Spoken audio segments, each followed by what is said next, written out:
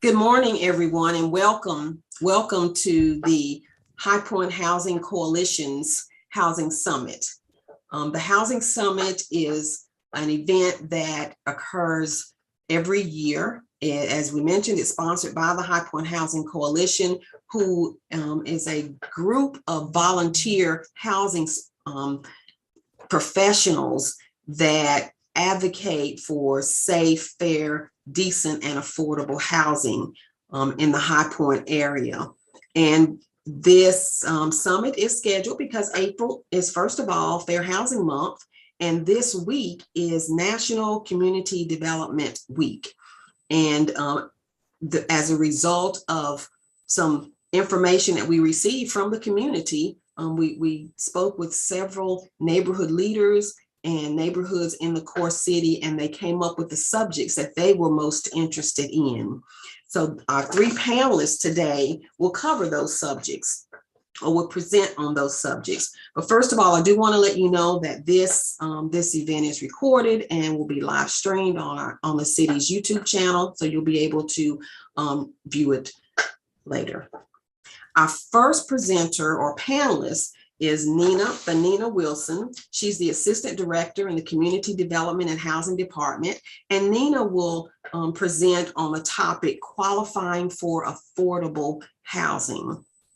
Our second panelist is Deborah Davis. Deborah is a broker and realtor with Keys and D's. She's also a member of the High Point Regional Association of Realtors and the High Point Housing Coalition. And Deborah will present on recent market changes in homeownership because of what's been happening with the COVID-19 pandemic. And our final presenter is Race McCray. Race is the Human Relations Manager for the City of High Point. He's in the Communication and Public Engagement Department. And Race's topic will be fair housing, laws that protect against discrimination. After each presenter is completed, you will have the opportunity to ask questions. We ask that you put them in the question and answer section located at the bottom of Zoom, and we'll be able to entertain those questions after each speaker. And without further ado, I'd like to introduce Nina Wilson. Good morning, and thank you. I appreciate you all asking me to be here this morning, and I'm going to share my screen here.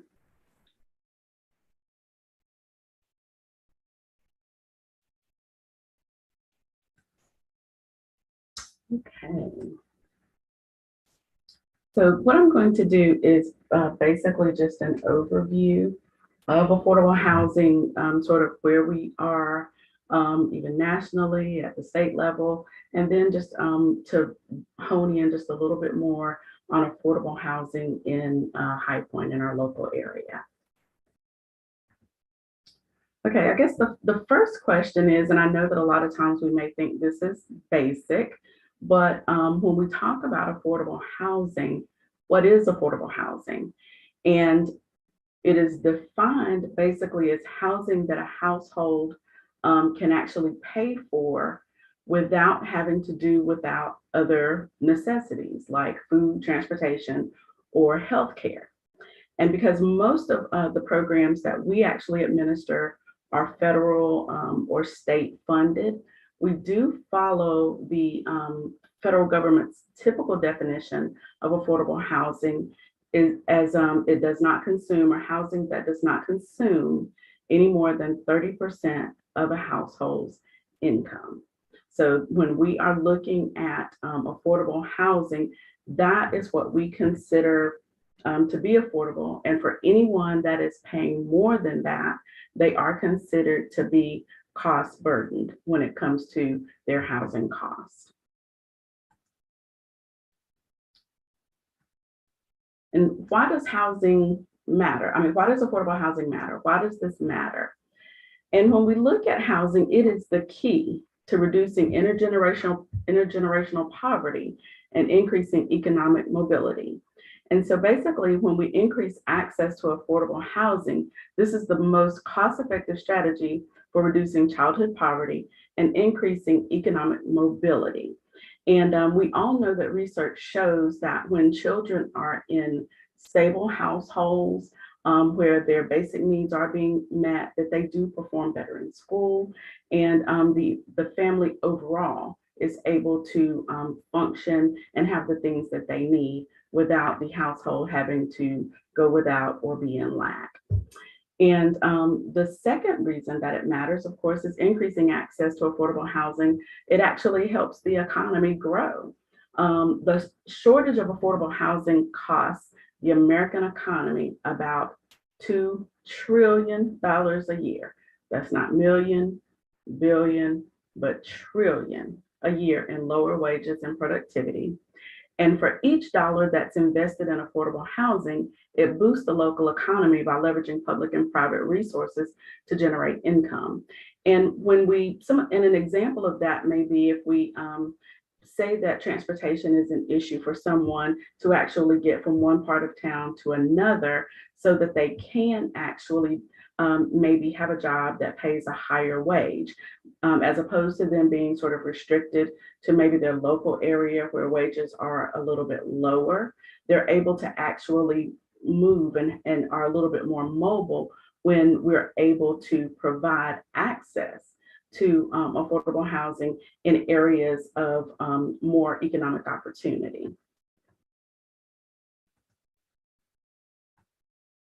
And these are currently the income limits for the Greensboro High Point metropolitan area. And as you can see, our 2021 median family income for High Point is $66,700. But when we talk about affordability, most families are not making this money. They're not making this type of income in their household. And what I'm going to focus on a little bit more is this column here, the extremely low income, or those that are at 30% of the area median income, because this is your most vulnerable population. While affordable housing is an issue across the board, when you have households that have higher incomes, they do have more options available to them. But when you start looking at those that are extremely low, or that 30% of the area median income column, that is really where you begin to see more challenges and individuals facing eviction or becoming homeless. And to the right, we have the fair market rents for our area. We know that rents have skyrocketed over the past year or so, and the housing market is booming right now. And so this certainly is having an effect on our lower income residents. And also, we're going to concentrate a little bit too on that 2-bedroom fair market rent. According to HUD, the fair market rent for a 2-bedroom unit is $859. Okay.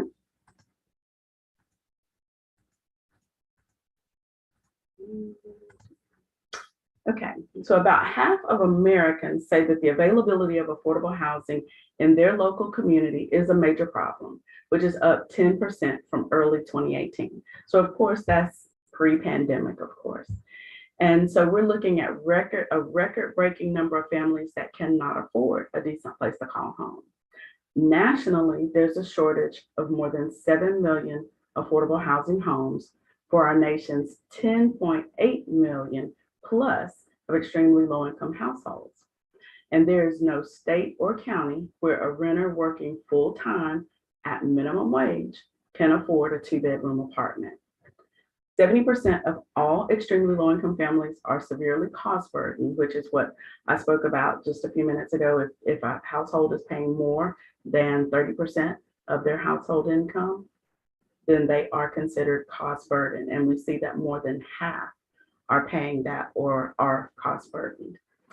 And there are only 37 affordable and available rental homes for every 100 extremely low income renter household. And so if you have 100 families out here looking for homes, And this is nationwide. These are national numbers here. There are only 37 available, affordable and available homes. And of course, we're talking about decent, safe, sanitary, and affordable housing. And this is a profile of of North Carolina. And when we look at what the number of households that we're talking about that are extremely low, about 25% of households in North Carolina are at that 30% and below the area median income. And as you can see, there's a shortage, the 190,910, that is the shortage of rental homes that are affordable and available for that particular income bracket. And 66% of extremely low income renter households are severely cost burdened, again, paying more than 50% of their household income. And one of the things that I do want to point out is on the graph to the left, if you will see, a lot of times when we look at households that are 30% and below, the stigma is that there you have individuals that only want to be on public assistance or don't want to work, those types of things. But if you look at that graph, 41% of those extremely low income renter households are in the labor force. So you're basically talking about the working poor. And then of course, the next highest percentage are our seniors. So again, we know that these are our most vulnerable citizens, and this is our most vulnerable population. In North Carolina, so we'll just look at the state level now. In order to afford a 2-bedroom rental home at the fair market rent, the housing wage would have to be $18.46 per hour. Now, we do know that a lot of companies now are increasing their wages. Since the pandemic, we have seen that because we know that companies are having a difficult time finding workers and things like that. So we are seeing some companies at their own will, actually offering higher pay rates. But we do know that, of course, minimum wage hasn't changed. Minimum wage is still $7.25 an hour. So at $7.25 an hour, a person would have to work 102 hours per week. So that is more than twice the 40-hour normal work week. And North Carolina is the 29th highest when it comes to the housing wage as far as affordability and what it would cost for someone to be able to afford that 2-bedroom unit. So when we look at Greensboro and High Point, this is the HUD fair market rent area. For our area, we're looking at $16.52 being what we would consider the housing wage. This is what someone would need to make in order to afford that $856 for that 2-bedroom affordable unit. And at minimum wage, someone would have to work 91 hours per week to afford that same unit. So again, you're looking at folks basically having to, I won't say kill themselves, but work very, very hard and very long hours to be able to afford the 2-bedroom unit at fair market rent. And just to hone in a little bit more just on High Point, if you would see, this is the 2-bedroom housing wage by zip code. So if we look at the 27260 zip code, which is pretty much our core city area, you can see that the housing wage there is $14.62, which is a little bit lower than what we looked at for the Greensboro High Point HUD fair market rent area. And then looking at the 27262 zip code, the housing wage is $16.54. So we know that within different parts or different areas of High Point, different communities in High Point, the rents are different. And so of course, when you start looking in the core city area, there are, the rents are lower, as opposed to if you were to move within the 27265 zip code. As you can see, that housing wage is $18.27 per hour. So it does vary, of course, by community and location, even within our own city.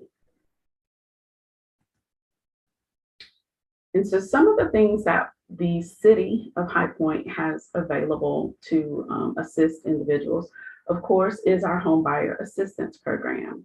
We do have a citywide down payment assistance program, and that is to purchase any home that is outside of our core city area. And of course, to be eligible for this program, the household would have to be at 80% or below the area median income. They would have to provide $500 of their own funds toward the purchase. The house does have to be in the city limits of High Point, receive an approved first mortgage from one of our participating lenders. The house cannot exceed 95% of the area median purchase price for a single family home for High Point. And this applies to all properties that are located outside of the core city. And the maximum level of assistance is $5,000 for the home. That is for down payment and closing cost assistance. And the terms, it's an 8-year term. The first 3 years are deferred, and then for those remaining 5 years, it is repaid at a 3% interest rate over that 5-year period. And then the other program that we have is the Core City Incentive Program. And the maximum assistance you can receive under that program is also $5,000, but the home must be located within the core city. The terms of that particular program or that particular loan it is for 5 years at 0% interest, and it is forgiven at 20% per year. The property sales price cannot exceed $2,000. For this particular program, there are no income limits. This program is not funded with federal funds, so we were able to develop our own loan criteria and lending criteria for this particular program, so there are no income limits. And the property has to be located in the core city, could also be located in Springbrook Meadows or in the Cedro subdivision. So when we talk about the core city is an area that is 11 square miles, which is bounded to the east by US 311, to the north by Lexington Avenue, to the west by Westchester Avenue, and south by Business 85. And so when we talk about the core city incentives, those types of things, then this is the area that we are focusing on. And we are working and have been focusing on revitalizing our core city area because this is the area within the city of High Point where you find some of your lower income, or I would say the majority of your lower income neighborhoods. So what we have tried to do is offer incentives and things to diversify this particular area and to revitalize it. And by diversifying the neighborhood, what you actually do, just like I spoke about earlier, is you can help spur economic growth. Because when you have people that have more disposable income, people that live within, or households that live within this area, that maybe, they may have a home-based business, or they may even open a business or things within the area or nearby. So there are different things that when you diversify a neighborhood and bring in those higher income levels, that you can actually spur some economic growth within the area. And this is the Cedro subdivision. And when I showed the core city map, we have extended that core city incentive program, as I mentioned, to the Cedro subdivision and Springbrook Meadows, although they are not specifically located within the core city, but council did approve the use of the core city incentive program within those two other neighborhoods. So here we have Cedro subdivision. It's underway right now. And we are working with the nonprofit organization Community Housing Solutions in Greensboro to construct these homes. These are all affordable housing. You must be at 80% or below the area median income to qualify for one of these homes.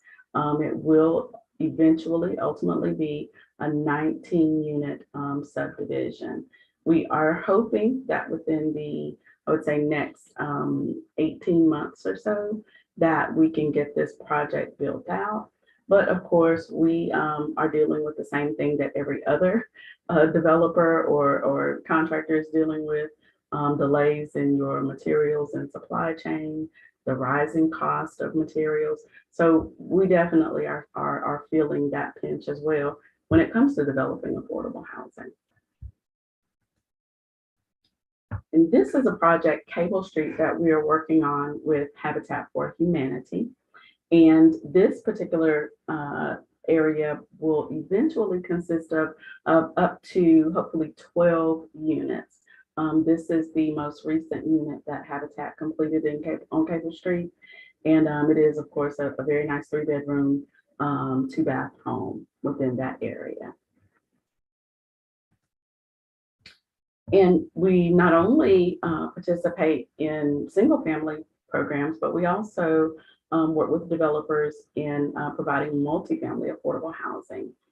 We have worked with Winfield Properties to develop 5 of these affordable housing or multifamily affordable housing units. And we do have one project that is for seniors, that is Admiral Point. And then the other 4 properties are for families. And these are primarily 2- and 3-bedroom units. So when we look at the investment for these particular communities, the city has actually contributed $5.2 million to these particular projects, which cost about almost $42 million. And these have been constructed over the last 10 or 11 years or so. And as you can see, that's 352 affordable housing units that have been made available. Now, as far as the qualifying criteria, each of these projects, I'm not sure right now as far as availability or anything like that, but each of the projects would have to be contacted separately. They each are managed separately, although the same developer did construct them. Each of these properties is managed separately. And if you have any questions or want additional information about any of these projects, you can certainly reach out to our office and we can give you that contact information. But I also wanted to point out, when we talk about leveraging, when you look at the leveraging ratio here, it's basically almost 8-to-1. For every dollar that we invest of city money, we're getting a return of $8 of private or other resources. So again, these are ways to bring other resources and funding to your community to provide affordable housing. And under the 2022 application process, which is underway now, there were 3 projects submitted for High Point. One is Hartley Meadows, which will be a 72-unit project for families. And then there are 2 projects for seniors proposed. One is Walnut Ridge, which would be 104 units, and Market Square, which is proposed at 52 units. So, we certainly will keep our fingers crossed for our developers, and because we do need the affordable housing, of course, just like every other community. But we definitely would like to see these projects be funded. When we look at the city's funding sources, because the city is what we call an entitlement community, that means that each year we actually receive funds from the U.S. Department of Housing and Urban Development, or HUD, that we don't necessarily have to apply for. We do have to provide an action plan, and we do have to tell them how we plan to spend the money and what projects we propose to undertake, but it is not a competitive process. So we do receive on an annual basis funding through the Home Investment Partnership Program for affordable housing development. And I have the home funds here because when we talk about affordable housing, that is one of the primary funding sources that we use in development of affordable housing. And then we also have our CDBG or Community Development Block Grant Funds and the Section 108 Loan Guarantee Program. Now, the 108 loan program actually follows the same rules, regulations, guidelines as the CDBG funds. And for 4 of the projects that we have done, the multifamily projects, we have used the Section 108 Loan Guarantee Program. And we also receive support from the city through general fund and local funds. And we also were awarded special allocations through the CARES Act and the American Rescue Plan, or the ARPA funds. And we, our department, when I say we, I'm speaking specifically about community development and housing. Under the CARES Act, we received about $1.1 million. And under the American Rescue Plan, we received approximately $1.9 million. And that was under the home program. So those funds will have to specifically be used for development of affordable housing that will target, as I've talked about, those most vulnerable populations, like those that are at 30% of the area median income, the homeless population, those that are at risk of homelessness, or our veterans. So these are the populations that those particular funds will be targeted towards. We have not developed a plan for those funds at this point, and there will be a citizen participation process that has to be undertaken before we can develop and submit a plan proposing the use of those funds. So certainly I hope that you all will be on the lookout for that. We will share information as we undertake that process and get that started, because we do want feedback from the community. And when we talk about solutions, of course, we all know that it's money, money, money. We can't construct, we can't develop, we can't do anything without funding, of course. But so, at that end, what we need to do is to protect and expand the National Housing Trust Fund, because these investments are needed to build, preserve, and rehabilitate homes that are affordable to the lowest income households. We want to preserve and increase resources for federal affordable housing programs. So that would be like the home funds, also funding that is that the U.S. Department of Agriculture, that they also receive funding and have funding for housing programs for rehab and housing repair and things like that, so that they can provide housing for families and communities, so that they might thrive, the resources that we need in these communities so that they might thrive. Also, we should ensure that federal disaster recovery efforts are fair and equitable. And one of the top priorities should be, after a disaster, that we are assisting families who have been displaced with safe, accessible, and affordable housing until they can get back on their feet. And of course, promoting that equitable access to affordable housing. Of course, advocates believe that in just communities where all community members have access to economic and educational opportunities, as well as affordable housing. So that goes back to the access, those things that are barriers like transportation and things like that. We want to ensure that individuals have access to that affordable housing.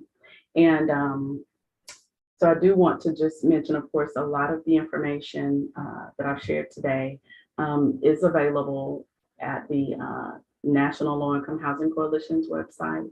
And as well as I've looked at some other research and things that has been done on affordable housing, of course, since the pandemic. So we know that affordable housing was an issue pre-pandemic, but it is definitely a greater problem right now. And so when we talk about affordable housing development, single family and rental, these are the things that we really need to support and really put our effort behind, so that we can assist those lower income households within our communities and those that are experiencing homelessness or those that are at risk of homelessness. And so that concludes our this presentation on how to qualify, what affordable housing is looking like across the country, in our state and at the local level. And I believe we will address questions maybe at the end. So I will turn it back over to our facilitator. Thank you so much.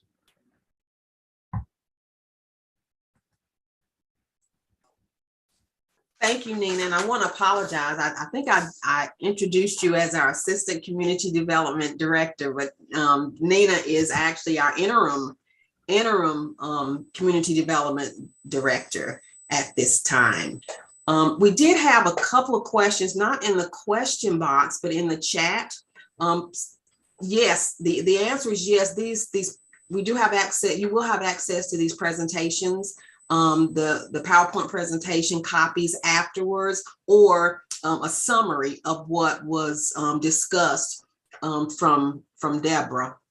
And in terms of submitting applications for the City of High Point's down payment assistance program, I will put a link to the Neighborly portal, which can be accessed by any lender that is submitting an application on behalf of their borrower. And also in chat, there was a question about the core city area. Was it in a high crime area? And those statistics are gathered by the police department. So you can look at those statistics by going to the City of High Point's website, and I'll put that link in as well, but it's highpointnc.gov. And just go to departments, the police department, and search for anything that you need. And I will do one last check for any additional questions that are in the question box.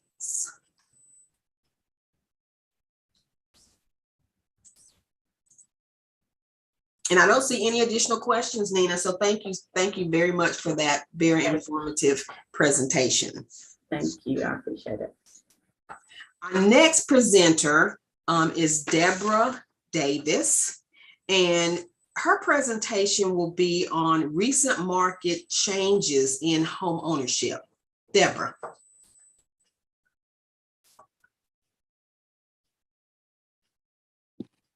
Sorry about that. Thank you, Tony. Thank you for having me, and I really love Nina's presentation. Great. I'm just going to be frank with you guys. I did not do a PowerPoint because I'm going to tell you the truth. I'm not tech savvy. There it is. Okay. But I'm going to tell you what I do know from the market, my experience with real estate in the last 3 years, I'll say.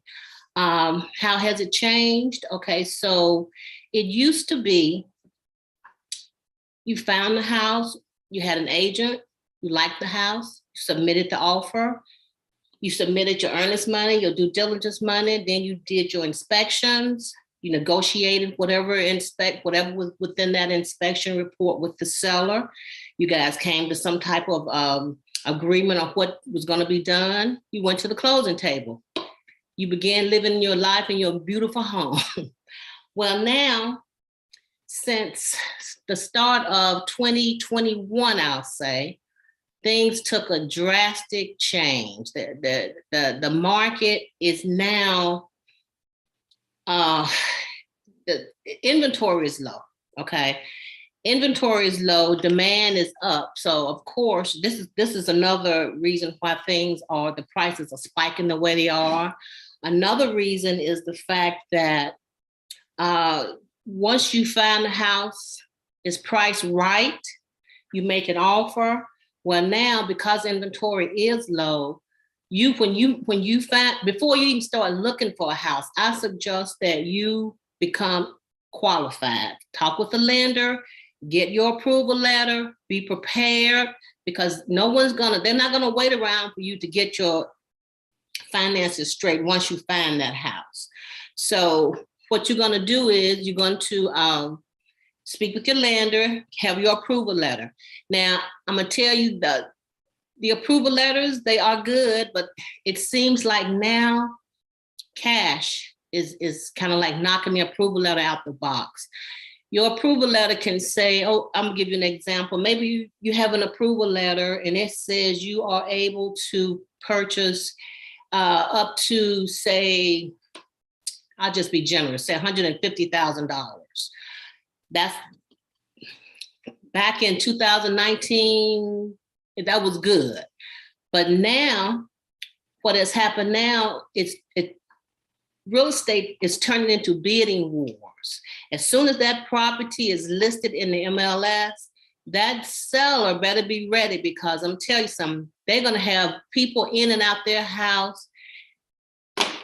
It's amazing the traffic that they're gonna get. And that $150,000 house is gonna go up to anywhere from, I'll just add an additional $50,000 to it, $200,000. But keep in mind, you have your approval letter. You know you can get up to $150,000. But see, the thing is, if your property does not appraise for $200,000, and you still want to get that house, you still can get the house, but you're going to have to make up the difference in whatever the overage is of your approval letter, if you have that kind of money, in the bank. So this is where cash comes in. A lot of these cash buyers that come in, they purchase these properties. And so a lot of buyers are starting to feel, some kind of way about this, because, they've done what they were supposed to do, but it's not their fault. It's the nature of the beast right now. And probably the reason that real estate has increased so much is the fact that beginning pandemic 2000, when we went into 2020, and we were on lockdown, y'all, for a good almost 2 years. So while these people are staying home, the wives created the honey-do list. They needed things done around the house. So what did they do? They went out to Lowe's and Home Depot and any other places that sell material that they need to renovate their home. So they started purchasing these things and doing these things in the spare time of just, sitting home. So what has happened since, now, the market, we're able to get out now, I'll say. People are wanting to buy homes now. They want to make a move now. They want to get that home, but because now the supplies are low, the price has gone up.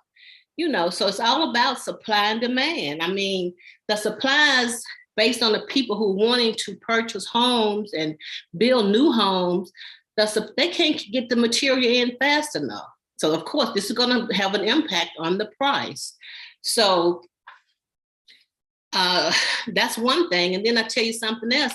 Back in 2019, your due diligence money could be anywhere from $1,000, maybe up to $2,500, just depends on the house. But now due diligence money has now gone from $1,000 to $2,500, up to $10,000. I've even been told that it can be up to $40,000. This is due diligence money. So some people don't have that kind of money to, first of all, leave on the table if something is wrong with the house and they have to walk away. People don't have that kind of money. But in the same instance, if you have $40,000 that you can put as due diligence, I'm thinking you're pretty sure that you're going to buy that house. So, that's the kind of, that's an obstacle right there. Like I said, it used to be your approval letter was all you needed. Well, now that approval letter, you're hoping that you can get this house without having to exceed what your limit is on that approval letter. So that kind of, that's something that you have to think about too. But the important thing is, please get yourself approved for a mortgage. You want to be approved. You do not want to be qualified. Qualified basically means that you spoke with a lender over the phone, and based on what you said, they may have said, well, from what you're telling me, you might be able to get X amount of dollars. When you are approved, you have spoken with the lender, you have submitted your application online, They have pulled your credit information. They know exactly what you can afford. So that's the difference. So you want to make sure that that you get that done, because like I said, once you find a home and you don't have the approval letter, you might as well forget it. You have to be ready to move as soon as you find the home of your dreams. And also, another way the real estate has changed is people used to do home inspections, but now the market, because of supply and demand, there's not a lot to choose from out here. So a lot of buyers are foregoing getting the home inspection. They just will take the house as is and hope and pray, I guess, that nothing is wrong with it once they get it. So, these things have caused the market to change, because these used to be things that would make or break your sale. When you get that home inspection, you look on there, something's not right, you negotiate, Mr. Seller's not going to budge on his price, and you're thinking, well, I'm going to have to invest X amount of dollars to bring this up to my standards. So that's, so negotiations would end with both of them walking away, but not now, because like I said, these people will buy these homes sight unseen. That's the coming soon that we have in our contract. You can buy a home sight unseen. You're taking a chance, but you're still going to go through the earnest money due diligence part of this. So, that's another way that the market has changed. Let me see. I wrote some notes here, because these are things that I know for sure, because I have experienced these things with a lot of my clients. And I had clients that were getting, expensive homes, I'll say, big ticket homes, and they had the approval letters. And like I said, cash always trumps a loan, because there's no waiting period there. And if you are able and fortunate enough to make up the difference of your approval letter, you're good. Let's see, what else can I tell you here? Other than the fact that material has increased, supply is low, demand is up. These are all things that have made push these numbers of the market the way they are now. I can give you an example. Like I said, I didn't do a PowerPoint, but I can tell you, I pulled some information from our local MLS about High Point housing. Example, 2021, High Point new listing were 135. This is 2021. This is just last year. 2022, as of March of 2022, it was 142. So that's an increase of 5.2. But pending sales in 2021 were 127 sales. Okay, 127 pending sales. Now in 2022 is 106. So what has happened here, as soon as these homes hit the market, homes do not stay on the market if they're priced right, or depending on the situation, they don't stay on the market at 3 weeks. They grabbing these homes up quick. And that's what I'm saying. Be prepared. Be prepared when you go out, when you get ready to purchase your home. Be prepared, and be prepared to get in. It may turn into a bidding war. So don't be surprised. So, my thing is, don't see a house that you love and you can afford to purchase it with your approval letter, and the house is say it's $175,000. Well, you got your approval letter, so you're gonna go in at 165. Don't do that. That's not gonna work. If you want that house, you better come bid.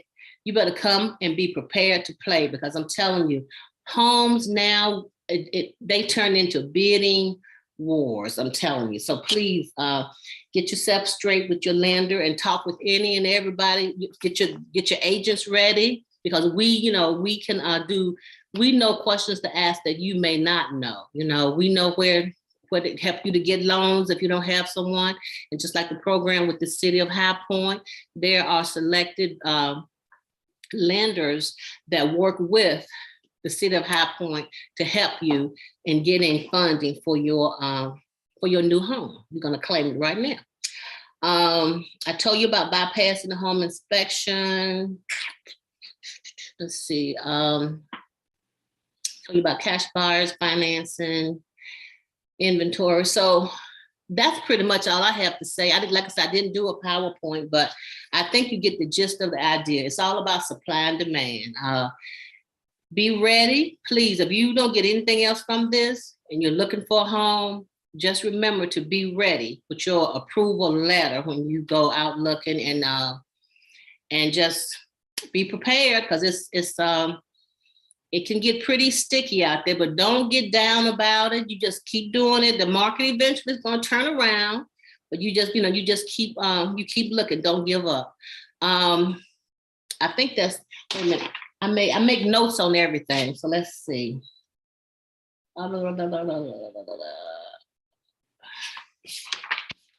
Okay, so that is all. Oh, and the rates. Okay, so rates right now, this is it. The rates, as far as I know, based on the emails that I get, the rates are going up. 4.75, I think, for 30-year fixed, and for 15-year fixed, around about 4.08. And I'm basing this on all of the information that I get from lenders. These are like in the ballpark. They may be higher now, it may be lower, but this is just a general idea. And also remember, it's based on your credit too. So take that into consideration. Do I have are there any questions for me, Tony?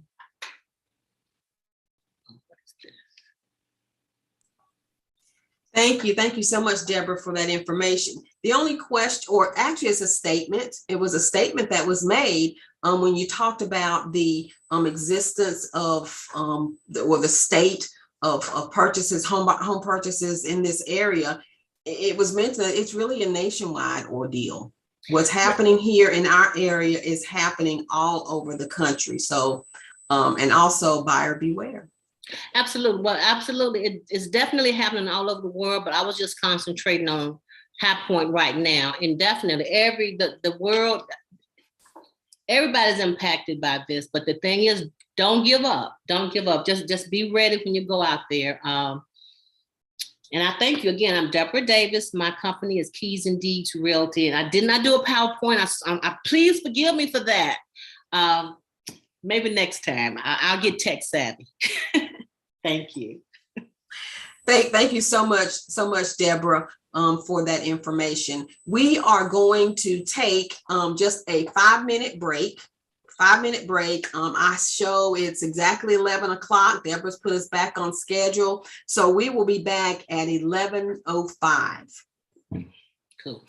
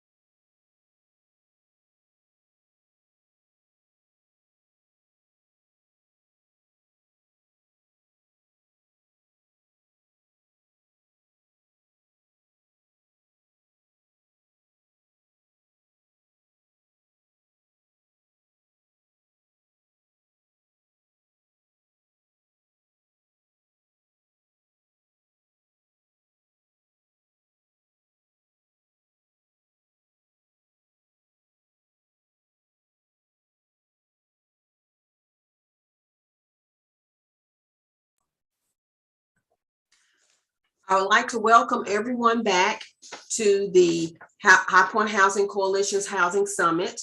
And just wanted to make mention of one fact, some additional information. At the beginning of our session, I mentioned that this is National Community Development Week.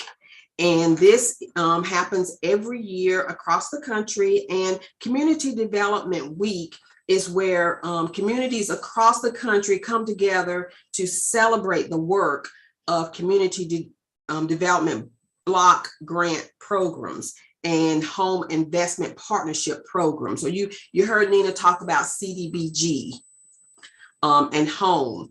And the city of High Point does receive funding, as Nina mentioned, from the Department of Housing and Urban Development for both of these programs, in addition to other funding to promote certain activities. In terms of CDBG funds, the purpose of that is to promote decent, safe, and sanitary housing, a suitable living environment, and economic opportunities to low and moderate income person households. And in terms of the home funds, those are used to create decent, safe, affordable opportunities for low and moderate income families who are both renters and homeowners. So we appreciate you helping us to celebrate CDBG Week by attending this housing summit. So now we're going to hear from our final presenter, who is Race McCray, and he's going to present on fair housing, laws that protect against discrimination.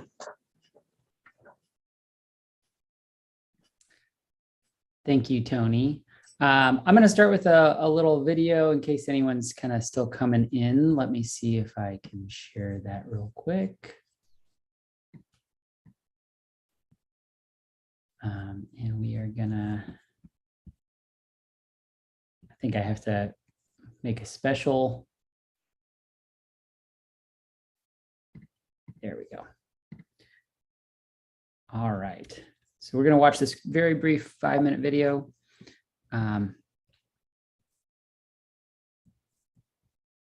Equal chance to have a place to live. There you go.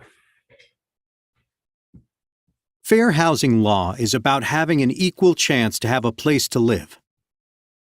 It's your legal right to stop housing discrimination, from where you can live and how much you have to pay, to how you're treated and the rules you have to follow when living there. This means that people can't be treated unfairly because of their race, or being from a certain country, or having a child, or having a disability. Sometimes housing discrimination is obvious, but other times it is hidden. Like a landlord falsely telling an immigrant that there are no apartments available so that they can rent to a white family instead. Or a manager refusing to change a no pets policy so someone who is blind can have a service animal. The Fair Housing Act was passed in 1968 to try to end housing discrimination and segregation. Both were widespread in many cities and towns across the country. For example, sometimes deeds said only whites could live in a property.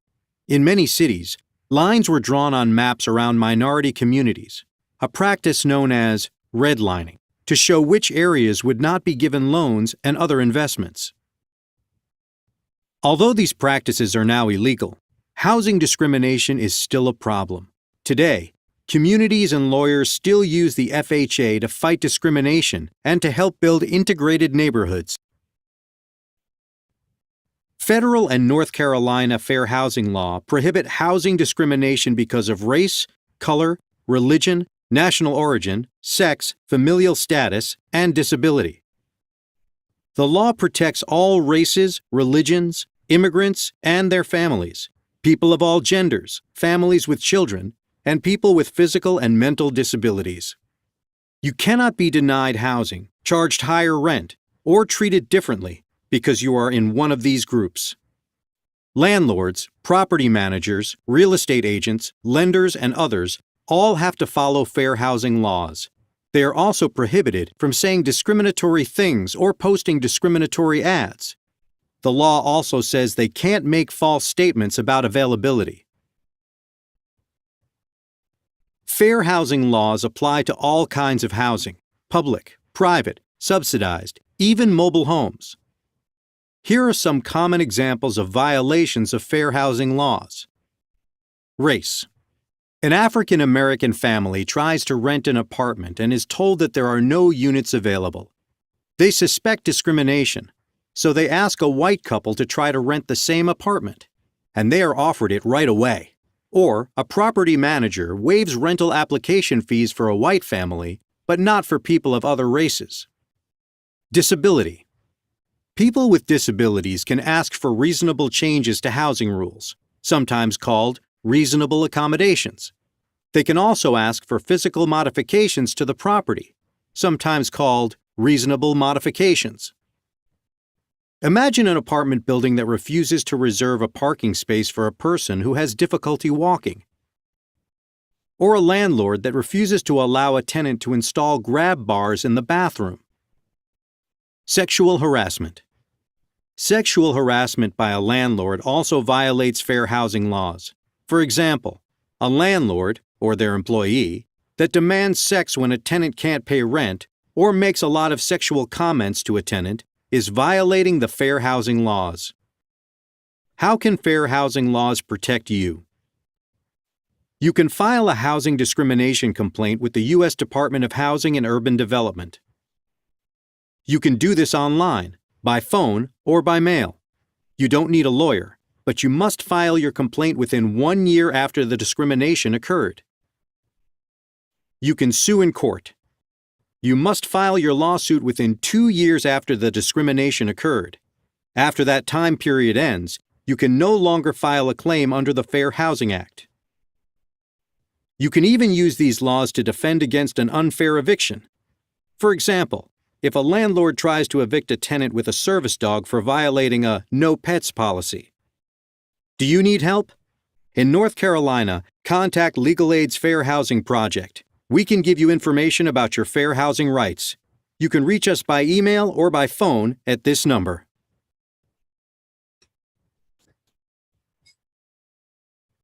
Great. So that was just to give a brief overview. I'm actually going to present a little bit more fully on some of the material that was in that video. So we're going to look at that. But I think that fair housing is sometimes a complex process that we want to make sure folks feel like they have a good fair grounding on. So instead, we wanted to start that way to give everyone plenty of time to come back, as well as an opportunity to kind of look at where we are and what we're doing. So that way, when we present some of these concepts later and go a little bit more deeply into them, you're a little bit more familiar with what the concepts are. So I'm going to briefly share my other presentation.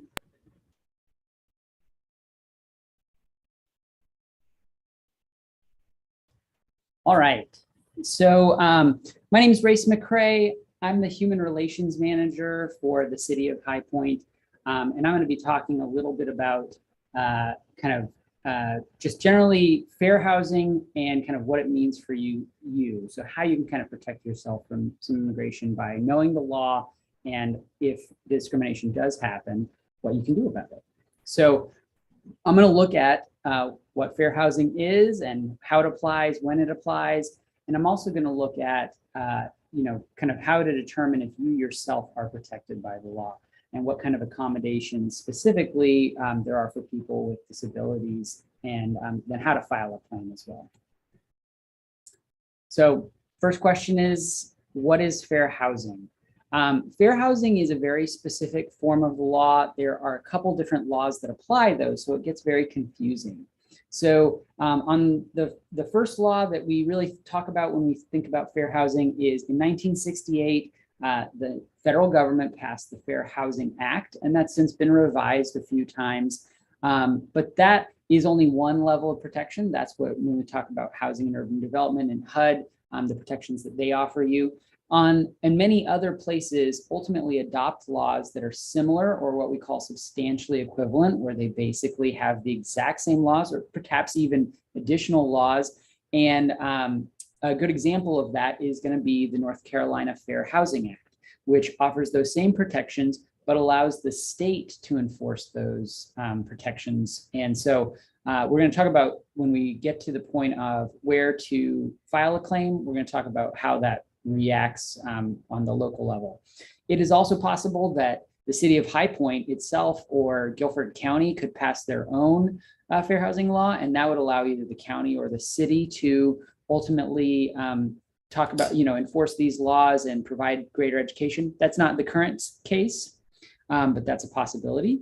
And then there are other laws that ultimately apply here in certain situations or expand the role of the Fair Housing Act. Probably the best known are the Americans with Disabilities Act and Title VI of the Civil Rights Act of 1964.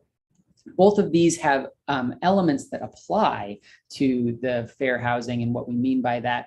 And for you, the average person, it doesn't matter which law applies, because you're going to see all these things kind of connect and provide a simple way to understand. So the first question then in that area is, what falls under fair housing? Does it include all housing? And the answer is that it includes almost all housing. In general, it probably applies to whatever housing you yourself are purchasing or renting. It could include houses, apartments, condominiums. It could include mobile homes, shelters, temporary housing. There are some limited exceptions for certain groups, such as maybe a church might own a piece of a property that they use just for their clergy. In that case, they're allowed to only rent it to people of that faith. That would be an example. But in general, if you are making a housing transaction, it is likely that fair housing applies to that. And that's true also for our next question, which is who has to comply with fair housing laws. That includes everyone involved in this housing transaction. So what we mean by that is if someone is selling you the property, maybe you have a realtor, this applies to your interactions with them. If someone is renting you the house, you have a landlord, this applies to them. If you have a property manager at an apartment complex, this applies to them. It also applies to anyone who works for that company. So maintenance workers, for example. It also applies to anyone maybe at a bank or an insurance company who insures your house or offers you a loan. And kind of lesser known, it also applies to your homeowners associations. So those folks who kind of can tell you a little bit about the neighborhood and kind of come up with rules of governance for that neighborhood. The rules apply to them as well. And in some limited situations, it even applies to neighbors.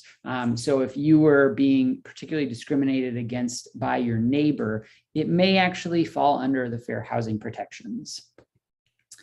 And this last question kind of covers these areas of we already know what housing it applies to and what people it applies to, then what can't they do? And this, frankly, is a limited list. These are the most common examples of behaviors that are prohibited.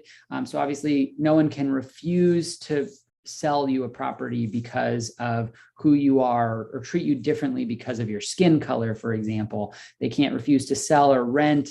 They can't offer you different conditions. They can't say, oh, when it's a man, I'm going to give them slightly cheaper rent than when it's a woman. They can't tell you that it's not available when in fact it is.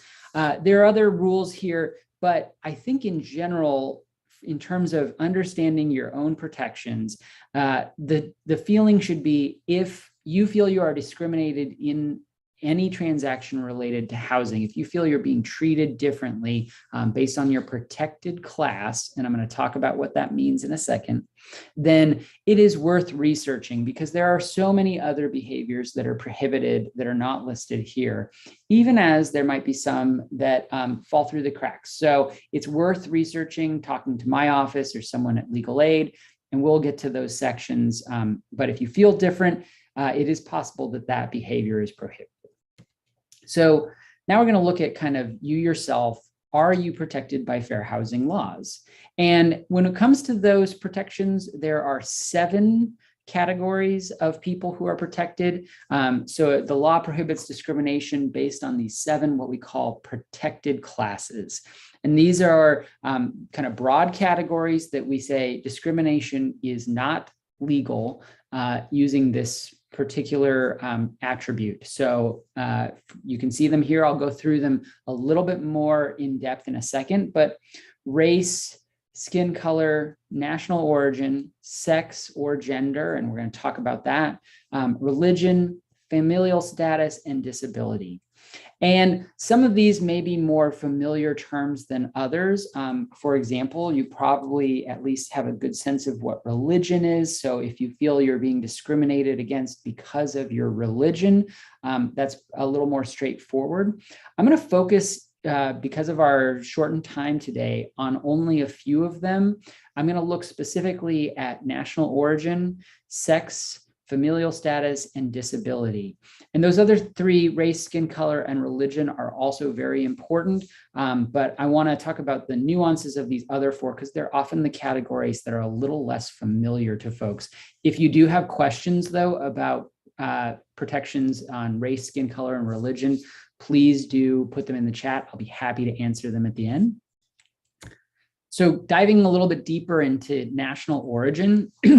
So this is a protected class that specifically is based on different treatment for a person because of their place of birth or their ancestry. So if I were to say that I'm going to treat someone differently because they're from Canada or because they're from China or Greece, that would be a discrimination based on national origin. And this can include a country or it can include a region. So I might dislike someone just because they're from Europe. Just because it's not a country, that would still qualify as discrimination based on national origin. And it's not just where you're from. It could also include the language you speak. It could also include any accent you have, no matter what language you speak. And it also could include a person's immigration status. And one thing that's unique about this, the fair housing law, but is especially true for all of these categories, but it is worth pointing out here, is that someone doesn't actually need to know a person's national origin to violate the law. So if I assume that someone is from, say, Spain, and I just really don't like people from Spain and I discriminate against that person, if in fact they're from Britain, it doesn't matter. If I have assumed their national origin and that is the reason for my discriminating against them, they would still fall under this protected class. And I'll also point out that is true, again, of skin color and race as well. If I assume someone's race and treat them a specific way, then that is still discrimination based on race, even if I was incorrect about what race that person is. So that's national origin. The second one I'm going to go into a little deeper is sex. And this is something that has changed of late due to the Supreme Court decision in 2019. So the word that is used here is that is protection on sex. And before that, there was a little uncertainty about what does the word sex mean in terms of discrimination. And the 2019 decision from the Supreme Court said that that means sex, it means a person's gender, it means a person's gender identity and sexual orientation. So if you discriminate against someone because they're gay, then this would also fall under discrimination based on sex. So that person would be protected on their sexual orientation. This additionally, sex has a couple extra additional layers because it includes also sexual harassment or creating a hostile environment. You saw in the video earlier that if someone is treating you differently because they're trying to encourage you to, soliciting you for sex, or they're just making comments constantly about your body based on your gender, then that would be creating that hostile environment. And so that falls under sex. And that also includes, of course, any physical contact or communication. And one other category specifically here is what we call quid pro quo, meaning if you are offering, if you would take the landlord up on an offer to have sex with them, they'll lower your rent, or they'll something like that, where a sexual transaction is taking place, whether to offer you some kind of additional benefit or to prevent some negative consequence. That is absolutely discrimination and would be something that you would be protected against. The final element of sex is that there are additional protections here for victims of domestic violence. And this is specifically because most victims of domestic violence are women. And the situation that is most common in this area is if a man and a partner couple were to rent an apartment together, and the police were called because of a domestic violence situation, but one of the partners was ultimately put in prison. We wouldn't want the person who is the survivor of that domestic violence to also be evicted just because the police were involved, just because one of the people is now in prison who is on the lease. And so this offers additional protections.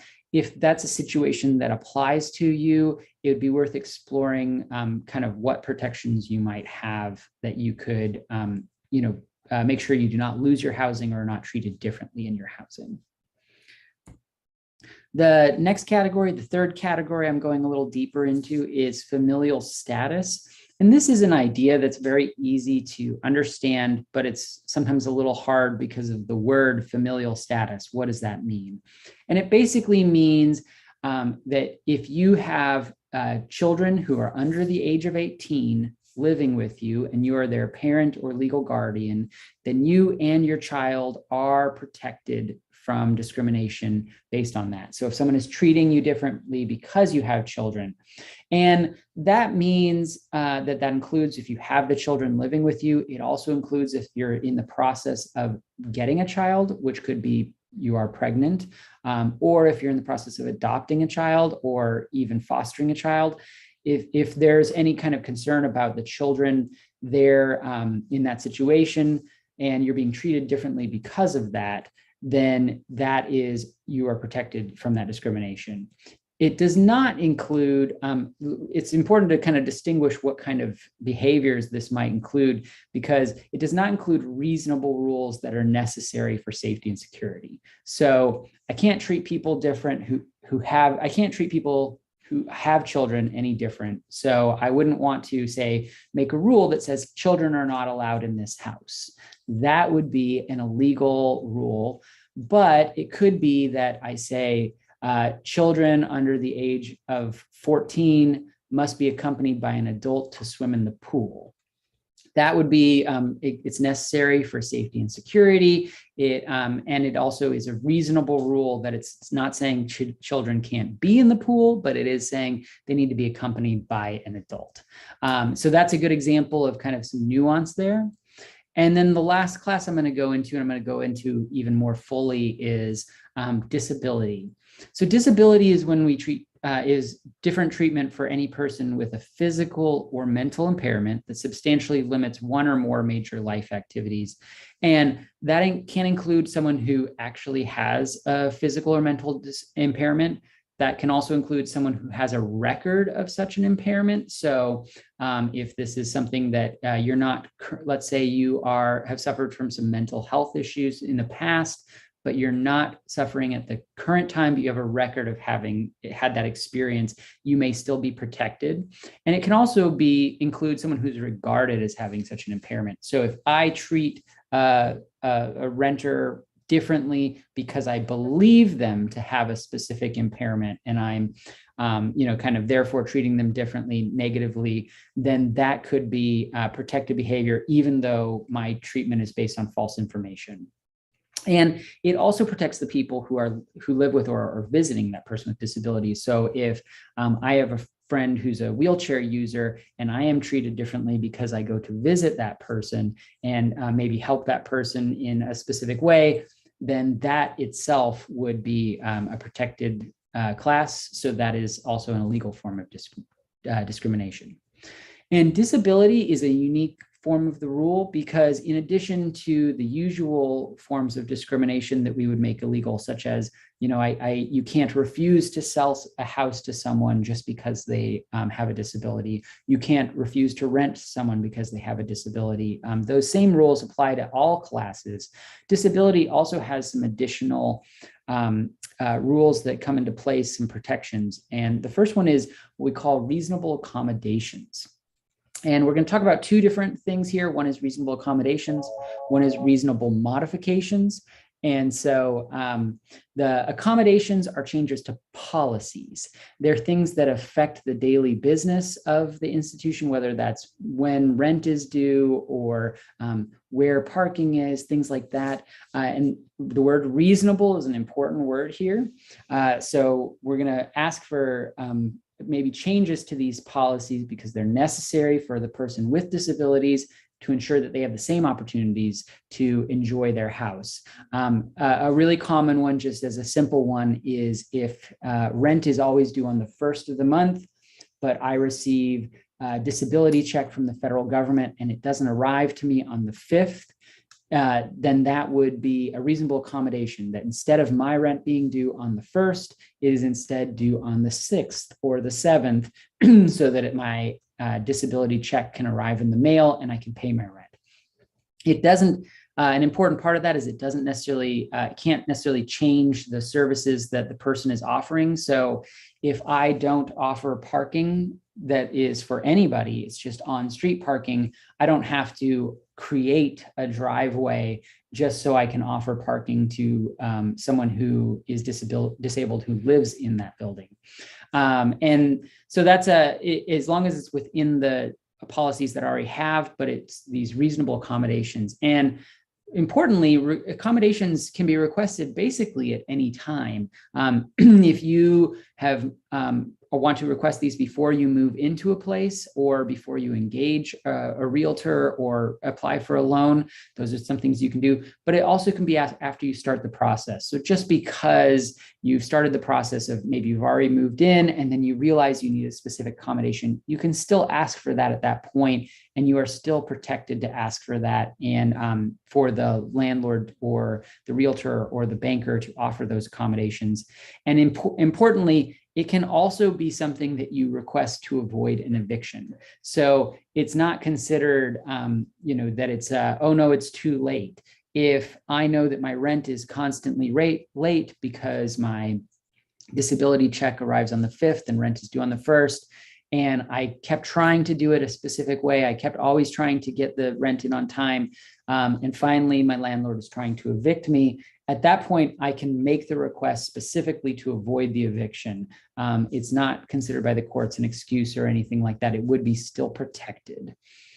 The other side of that, while accommodations are about policies, modifications are about actual changes to the physical space of the property. So these are necessary to allow a person with disabilities to use a dwelling. And these ones are often, though not always, easy things we're familiar with. So wheelchair ramps are a great example that I may say that this place has stairs, so it's not accessible to someone. So we need a wheelchair ramp. Or it could be that the doors need to be widened to accommodate a wheelchair. It could also be a grab bar in a bathroom or a shower. It could be all sorts of things like that. And an important thing about both accommodations and modifications is that crucial criteria of the word reasonable is that there isn't necessarily a set list of it has to be X, Y, and Z. So if it's, for example, if I was a wheelchair user and many wheelchair users couldn't reach high shelves, so that would be a problem for some folks. But maybe I have the ability to stand up, even though I'm a wheelchair user in most situations, I have the ability to stand up. So I'm not asking for a modification that the shelves be lowered or anything like that. It is always going to be a conversation between the renter and the property manager, or the realtor and the client, or any of those situations. The person with the disability is the one who's making the request, and it's ultimately kind of in their control about how to make these things happen. And importantly about modifications, that includes the inside of a dwelling and any common area. So if you are going to an apartment complex, for example, and you're able to get in and out of your apartment just fine, but you are not able to access this common area that everyone else on the property has access to because of that, because of your disability, you're prevented there. That would be an illegal form of discrimination. One aspect that comes up a lot for modifications, since we're talking about changes to the physical space, is ultimately who pays for that. If it's a private landlord, so if I own a house and someone wants to come rent it and needs some reasonable modifications, those changes would typically be paid for by the tenant. And that would be something also that when that tenant then moves out, they may need to pay to have the changes reverted back. That would be, again, kind of a conversation between the landlord and the tenant. And there may be some situations where that's slightly different, but that would be the general rule. However, if it's publicly funded housing, so this could include obviously any kind of a housing that is specifically maybe a group home, but it also could be any housing that's in the housing authority that is funded in part by the CDBG grants, the affordable housing that earlier Nina was talking about. It also could be any vouchers. So if I've agreed to accept a voucher for someone who gets housing assistance, then in that case, I, as the provider, might be obligated to pay. And that would be a unique situation. There are some rules that govern that. So it's worth reaching out if you have a specific situation to the folks who would be able to talk you through the specifics of that situation. But just keep that in mind as general rules. And just to go a little bit deeper into the modifications, all modifications do need to be related to the disability. So often they will be something that kind of need to be justified in some way, either by if the disability is obvious, if, for example, we're talking about a wheelchair user who cannot climb stairs in that sense, it might be obvious that they need a ramp of some kind to be able to access the dwelling. But ultimately, you can't just make a modification request if I am a wheelchair user, but I really would like a different shower head because I kind of don't like this one. That doesn't necessarily fall under the same thing. It would have to be something that would be, if not obvious, then it would be something that would maybe be prescribed in some way by a doctor or have some kind of basic information that justifies the request. But the crucial component of that is there are no magic words. It doesn't need to be in writing. You don't have to say, I'm looking for a reasonable modification. I'm looking for a reasonable accommodation. You're still protected no matter how you made that request. As well, it doesn't need to be in writing. So if you specifically asked your landlord, hey, I need this ramp because I'm a wheelchair user, it doesn't mean that the landlord can later come back and say, well, you didn't ask for a reasonable modification. Like whatever words you used were just fine.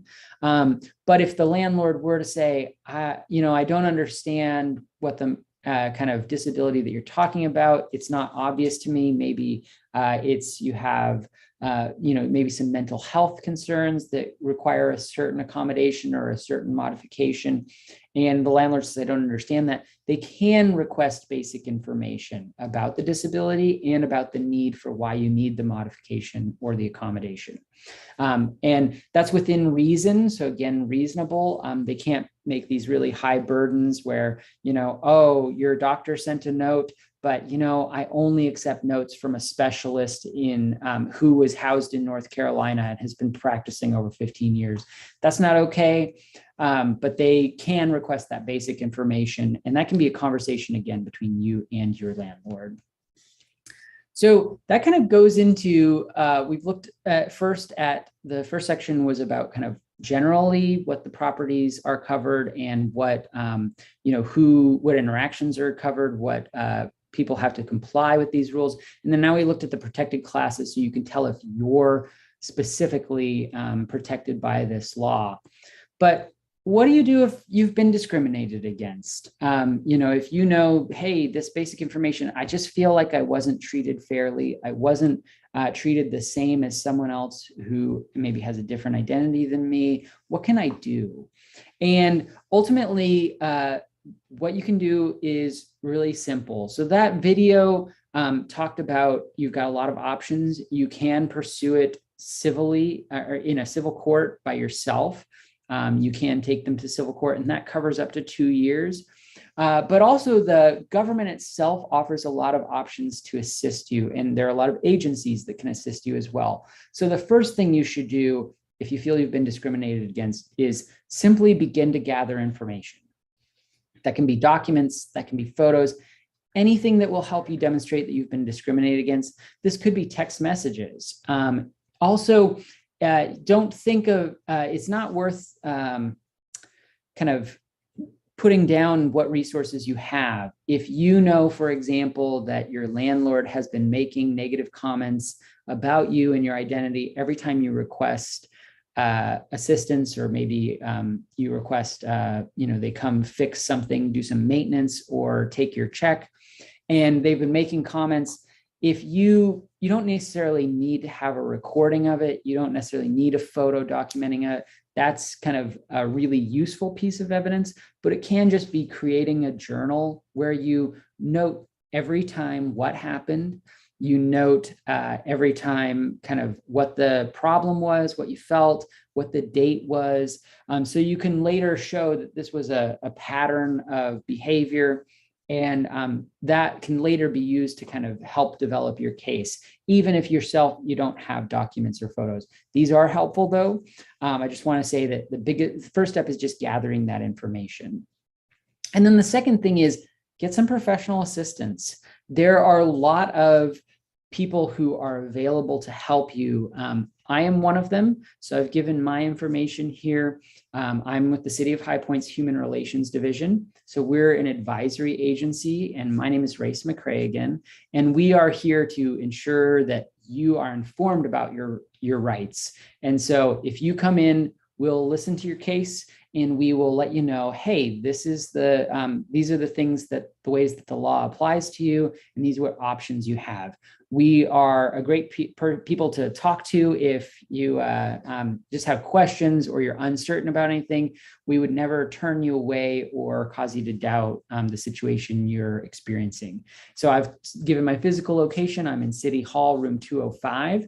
And then this is also my phone number and my email. However, we are not ultimately an agency right now that would be able to assist you in actually investigating any claim that you have, or ultimately ensuring that your rights are protected. We would be sending you on to another agency, which don't have home offices here. So I've listed phone numbers for 2 of them. One would be the North Carolina Human Relations Commission. So this is the state agency. I mentioned that there's a federal law that protects you and a state law that protects you in the same way. So we have a state agency, the North Carolina Human Relations Commission, that will investigate these claims and will investigate and ultimately prosecute if necessary, and take people who violate the law to court. And if you were to come in with a case to us and we were able to tell you, yes, we think that what you were discriminated against, we would ultimately right now be sending you to the North Carolina Human Relations Commission, but we can help you prepare that. We can send an email on your behalf, things like that. The other agency that's most useful in this situation is Legal Aid of North Carolina.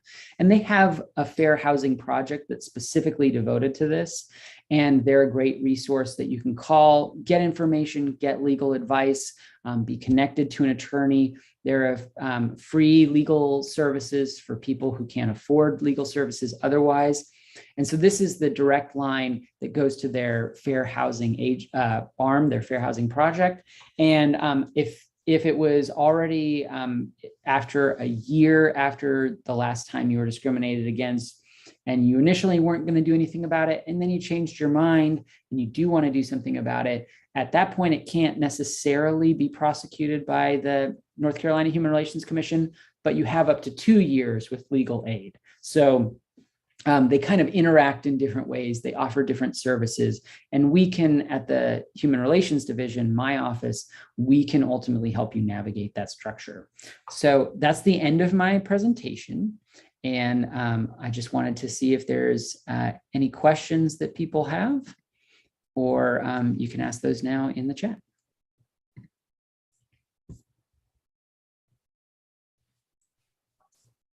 Grace, we do have one question in the question and answer. Sure. It says, how does one circumvent structural systemic discrimination in housing? Wow, that's a great question. So I assume they mean maybe like as a renter or a buyer, not as a landlord or housing professional. So I'm going to answer it in that way.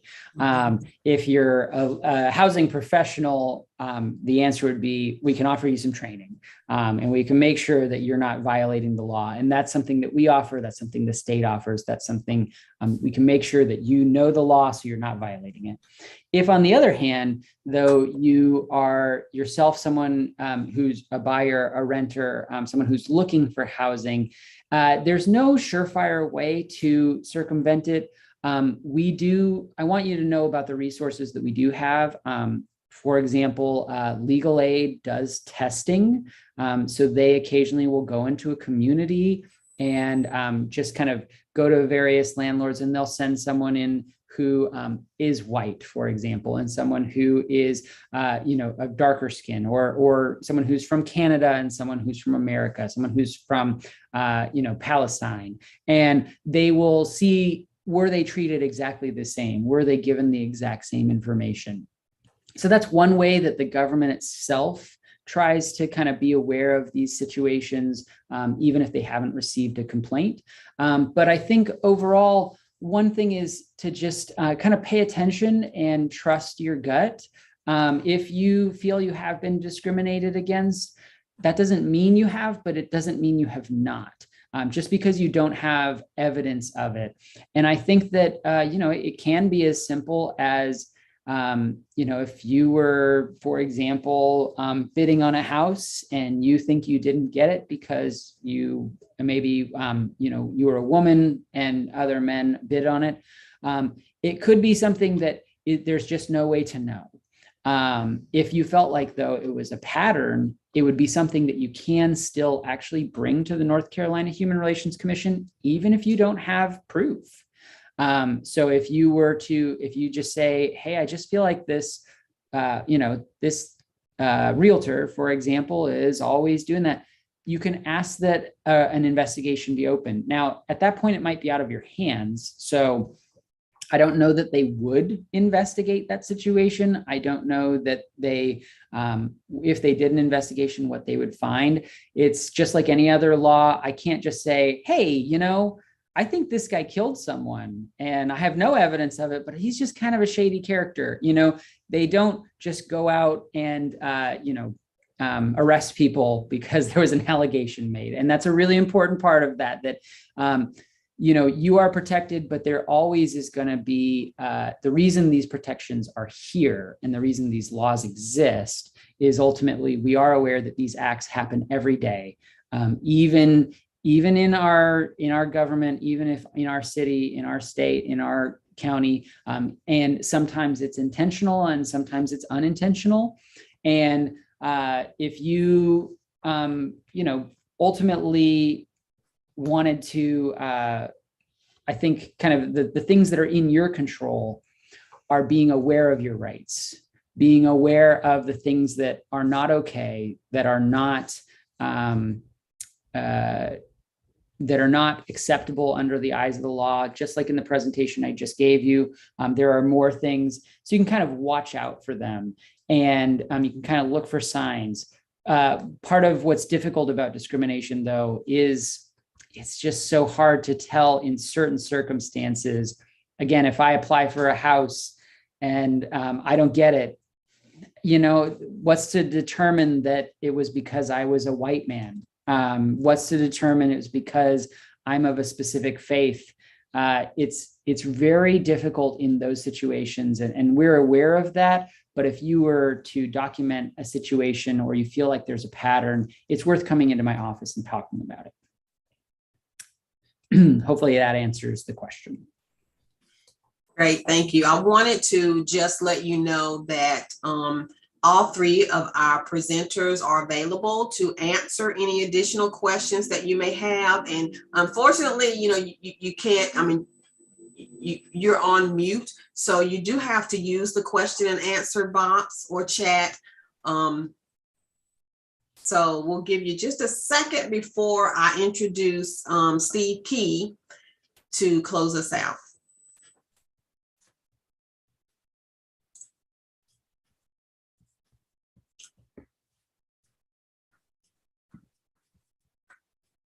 Okay, Steve, I don't see any additional questions. Okay, Thank thanks, you. Tony. I just apologize for not getting on this meeting in time, but just technical difficulties on my part to do that. But you were in good hands with those that were already here. I wanted to thank Tony for being our moderator today, and also for Nina Wilson, Deborah Davis, and Race McCray for their presentations. Thank you so much for the time you guys put in preparing and sharing information about affordable housing and the market changes, and rental and home ownership and fair housing laws that protect us against discrimination. So all really good information. I hope you guys enjoyed and took away some information that's going to be helpful for you. If you have any further questions or need other information, please contact the people that were the presenters today, or Tony, or some of the contact information that was presented. Please don't hesitate to do that. We'd love to hear from you. Just a quick word about the Housing Coalition, High Point Housing Coalition. We are all volunteers. We work in other areas, but we come together on a monthly basis to meet and try to put together 3 or 4 presentations or seminars each year that are for the purpose of advocating for safe, decent, and affordable housing in our community. And just so you know, Tony and Deborah and Race are all part of the Housing Coalition. And we have other members as well that represent different aspects of our community. So we'd love, if you're interested in being a part of the Housing Coalition or want more information, please let us know. And I guess finally, I just wanted to thank you for being part of our 2022 Housing Summit. And we are excited to do this every year. We'd love to be able to do it back in person again. And usually we have a bus tour that goes along with this, but for the last few years, it's been online. So this is a format that we've gone to present information. So I hope that you've enjoyed it and it's been helpful to you. And again, I thank you for being a part of it.